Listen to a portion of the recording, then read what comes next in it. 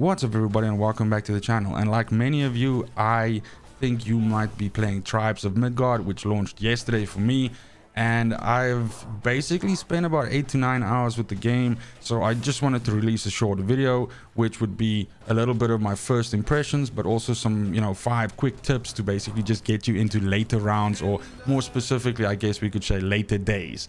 Now I've played the game co-op and I've played it solo, so I do feel that the tips which I'll provide are obviously important for both. And it's one of the things that I like about this game is that, generally speaking, the strategy when you're playing solo or when you're playing co-op is kind of the same. Yes, there's a little bit of nuance, and there could be some things which take preference when you're playing solo to when you're playing co-op. That's for sure. I would say base defense and the way that you do set that up is probably one of those things. But I do like the systems of the game, and I definitely feel that there's a learning curve that essentially you improve upon it, every time that you run. That's why this to me is essentially Viking, Starve Together. That's the best way that I can explain the game, and it's essentially what I was calling it on stream last night as well. By the way, you should definitely come check out the streams and also join the Discord community. It's linked in the description down below. But this is far more of a roguelite than it is a Diablo clone, to put it that way. And maybe it's been marketed more towards that Diablo market, and that would make the game like sort of land in a weird audience, because as I said, it's much more in common with a roguelite than it is with I guess an ARPG is what is the right name for it, like a Diablo game. Now, the combat does take some getting used to, and I do feel that the two weak parts in the combat for me is blocking and dodging. Those do feel kind of like a little bit clunky and clumsy, slow, unresponsive to a way at the moment. It tends to not really be a problem when you're fighting like the Jotuns, because they kind of seem to be very slow, so it's not that big a train smash. But it does hurt when you're fighting a little bit of the smaller enemies, and for a game that has things like signaling that there's an unblockable attack coming when a minion's eyes glow red and things like that, you kind of want those things to be, like dodging and blocking to be like super responsive and just very effective at what they do, which I kind of feel that they're not doing right now. Now, it's entirely possible that it could also just be a case of me needing to get good. So that's something that I'm willing to admit, having only spent, I'm less than 10 hours into the game. So it's obviously things, there's, as I mentioned, this learning curve that sits there, that we can still sort of like learn to play the game better, and then maybe those two things that I mentioned right now become less of a problem. Now when we get to the 5 tips, and I wouldn't say this is my top 5 tips, but I definitely think keeping these things in mind are going to get you later on into the game. It really does seem that the hump sort of sits there at day 4 to 5 to 6. That seems to be like a difficult area for people to get past. So hopefully these 5 tips can sort of get you along. And in no specific order, we'll start off with the first one, which is that you should engage and bring your support structures online as soon as possible. Those are, of course, the lumberyard, the quarry, and the farm. And they're usually situated around your base, just like sort of in the outlying areas. They're never too far away from your base, and sometimes they might even be very closely huddled to each other. But having these online will basically provide you with tier 3 materials regularly as they get, dumped into your base and into the inventory box that you have in your base. That actually allows me to then feed directly into point 2 of the top 5 or the top tips.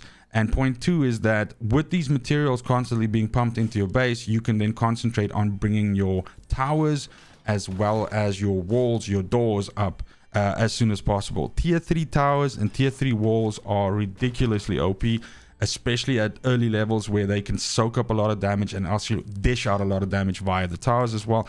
And those in combination with tier 3, tier 4 vendors are fantastic at defending your base for those early days, to the point where they can actually manage with you without you actually having to be there. Especially in solo mode. So this makes a big difference. I think that the benefit that you have here is if you're playing solo, having those up earlier, you can spend more time out in the wild gathering, which is more important when you're solo than it is when you're co-op, because in co-op you can sort of divide the duties among your players.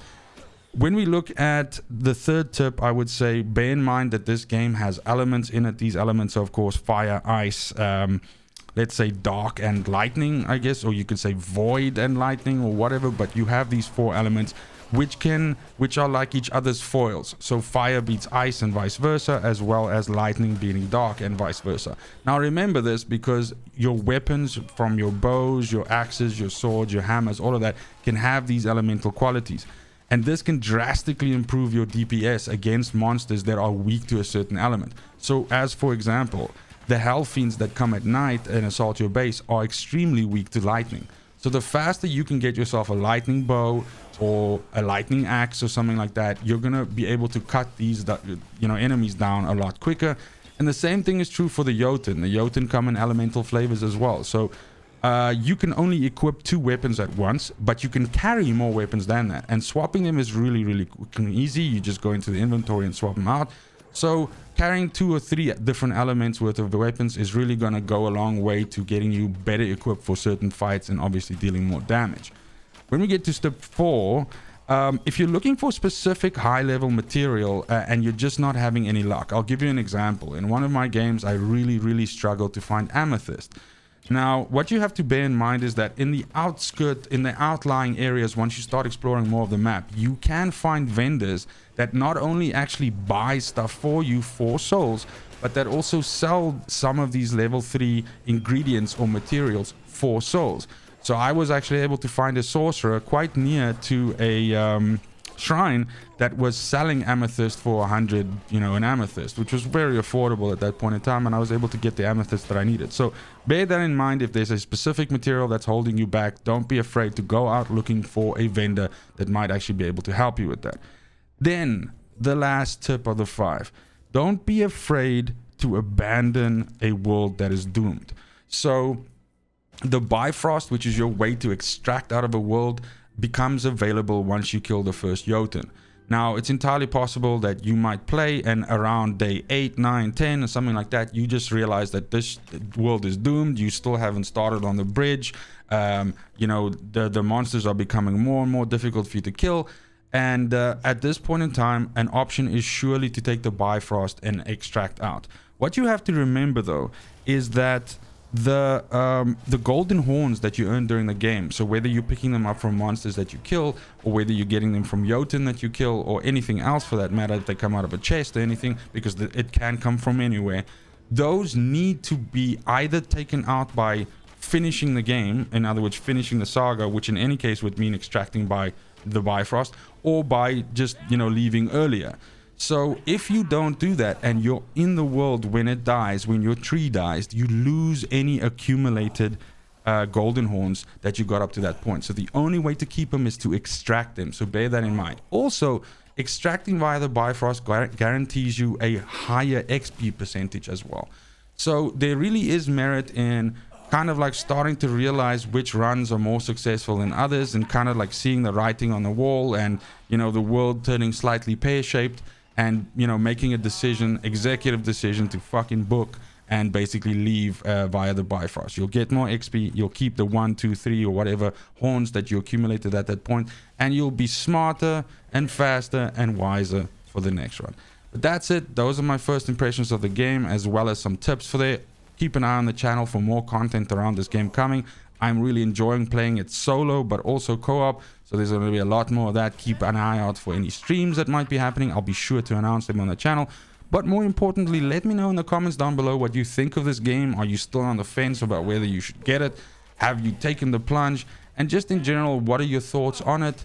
And maybe you have some great hints for me. So let me know in the comments down below if there's anything that I missed or some top tips that you have for myself. Other than that, I just want to thank you for watching, especially if you made it this far. And just go ahead and remember that it's super important to me that you have a great morning, a great afternoon, and a fucking awesome evening wherever you are in the world.